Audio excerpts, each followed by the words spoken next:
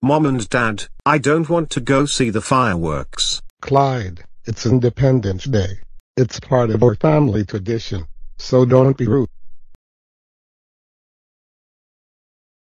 Dad, how long will the firework going to last? Not very long. Like how long exactly or specifically?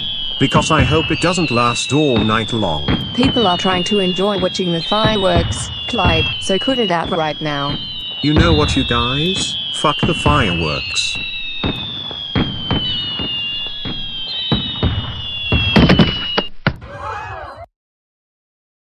We're so sorry, Sue. But are you okay? Yeah, I think so. It's just a little hit on my forehead. Let's go home now, Clyde. What you did was unacceptable.